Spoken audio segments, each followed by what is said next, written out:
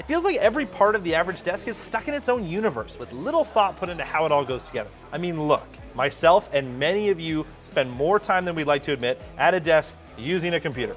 Yet, the chair and desk with a monitor has been basically exactly the same for decades. That is until I saw this, and admittedly other similar products. The Cooler Master Orb X is a $15,000, 700-pound computer desk egg cockpit thing that's on a mission to perfect and enhance the computer user experience. And I kind of like it. The tagline for the Orb X is "Where luxury meets technology." And on first glance, I kind of think they nailed that. This thing looks like a captain's chair in a frickin' spaceship. And I mean that in a good way. Just look at all this addressable RGB. I got the remote here because I'm ready, but right now this is in its closed form, but with the push of a button, the motorized shuttle dome, as they're calling it, opens right up. And we can get inside. As soon as you sit down and get the seat adjusted, more on that later, it feels very immersive, but not like in a claustrophobic way.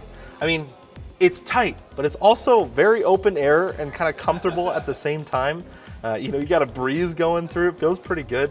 And I don't feel like I'm trapped in this thing, despite a large percentage of my field of view being occupied by both the top, the monitor, the desk, everything. I still feel like I could jump out if I had to. And as somebody with ADHD, the way that it does take up so much of your field of view and kind of prevents you from looking at what's behind you, in an office space or even at home when I was gaming, I feel like if I put noise canceling headphones on, I would get lost in this thing. In its current configuration here at CES 2023, they have a 34-inch high refresh rate Cooler Master Ultra Wide. But you can also configure it with 3 27-inch monitors in surround if you want. And while they don't officially list it as supported, I talked to the people here and they said a 49-inch super ultra wide like the Samsung Odyssey can mount up to it. It's just maybe a little too close for that. At least when you have the discrete monitors, you can kind of put them at an angle, right? Above the monitors, you can see the stereo part of the 2.1 channel spatial audio setup they have in here. They're kind of up here angled to bounce off and kind of surround you in audio. It's not like technically true surround sound. There's also a sub underneath the seat, so the small drivers in here have a little bit of help giving you that extra oomph and bass. And let's hear how they sound with our everybody's favorite crab rave.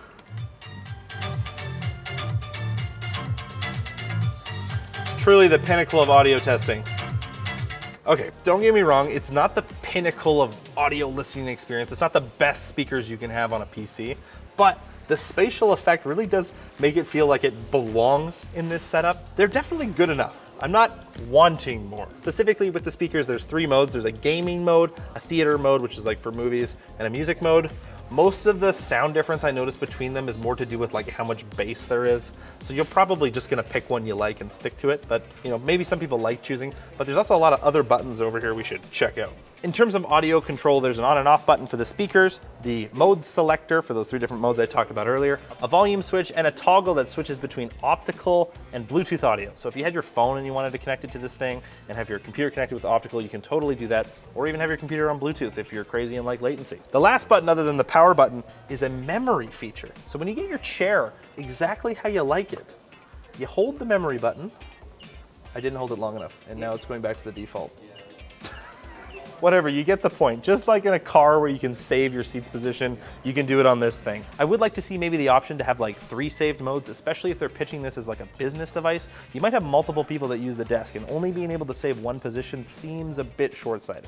Speaking of the seat, there are a few things we can talk about there. The headrest is adjustable manually, as well as the lumbar support down here, which goes, again, up and down. In terms of the rest of the seat, the back moves forward and back with the fancy little remote here. Try that. Oh, there we go. The seat slides forward and back. There we go. Pressing the wrong buttons, don't mind me. Whee! They did mention to me on this one, they think the footrest is a little bit short, especially for tall people. I would concur, but they already are aware of that and are thinking about fixing it. And in terms of comfort, honestly, aside from the footrest being a bit short, it's a pretty comfy chair. It's very firmly padded, but that's actually a good thing because people are gonna be sitting in something like this for a long time, and you don't wanna be sitting in a chair and after an hour you start to feel the plywood under. I don't think that's gonna be a problem in this thing. I would maybe like to see adjustable armrests, but it's hard to say how they would do that when you have a big desk that slides back and forth. might kind of get in the way. But realistically, you're using this as a desk. So your arms are going to be up here anyways. Our sponsor for CES 2023 actually dropped out, but dbrand footed the bill. The only catch is they want me to come out onto the streets and offer tech tips to random people for free. I'm not optimistic for how this is gonna go. Is that an iPhone? It is. It's an old one. It's an old one? Yeah. That's okay. Do you want a tech tip? Give her. Have you ever heard that when you get a new electronic product, you should let it drain completely before recharging it? Yeah, I've heard that. Well, it's wrong. Yeah, I figured. Like Plug them right in. My gimbal that I have, I plugged that right in when I got it new. It was about half charged. Oh, nice. It said not to do that, and it's been working ever since, so. Okay. Can you do one more thing for me? What do you need? Go to www.shortlinus.com. Short Linus? You don't have to do it right now, but whatever. Oh, yeah. I'll give her. Yeah, no worries. Nice. Awesome. We're just talking about the cup holder. Unfortunately, a water bottle like this doesn't work just yet, but with a cup in there, look at that. Fits like a glove. Speaking of desk, let's talk about it. Now, right off the bat, it's a great size. There's tons of room for peripherals and plenty of mousing real estate. Even enough that you can slide your keyboard all the way out of the way and kind of read a book or write something on paper.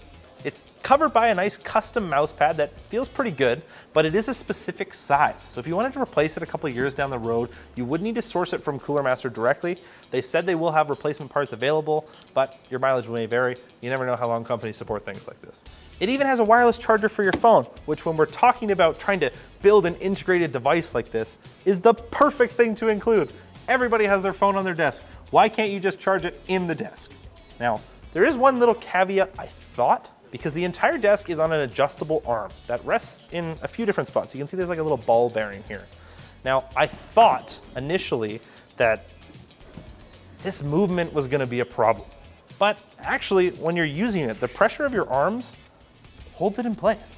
And it does a pretty good job of that. So much so that I think, honestly, after using it for about 20 minutes, I kind of forgot that the desk moved. So I guess it's doing its job. I would say that part of me still wants some sort of locking mechanism. I don't know how they would do it. Maybe I'm not an engineer, but I feel like there's gotta be a way.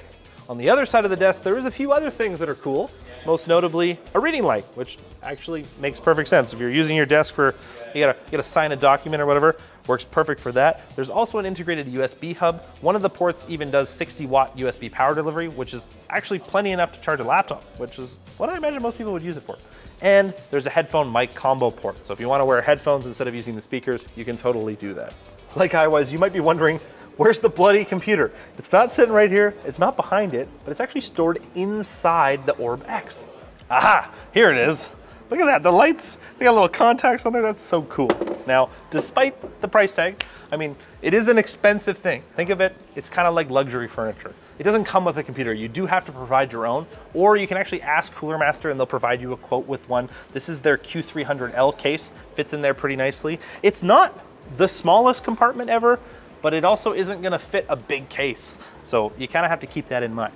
The cables for the display are pre-run. That would be part of the delivery service. And there is, as you'd guess, from Cooler Master, there's cooling. There's three, it looks like 120 mil fans on the bottom here, and they blow a lot of air. I didn't notice it when I was in the front. I didn't feel like, oh, it's this loud fan behind me. I didn't hear the computer, but there's lots of cooling down here. There is also a vent at the top, so some heat will come out of the top, but most of it kind of is sucked out the bottom here, so you shouldn't really feel any heat.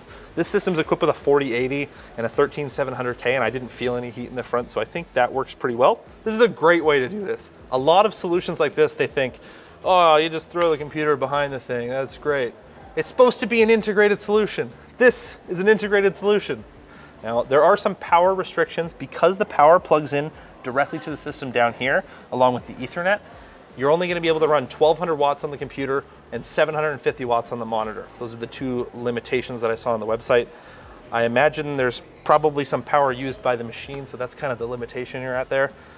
But other than that, 1200 watts for a computer is lots. I'm gonna be honest, when I first saw this thing and some of the other similar style computer immersion things, I've always thought, who would buy that thing? It's so huge, it's so much money, but now I kind of want one. Like, I want this in my house. This is like everything I want in a computer desk.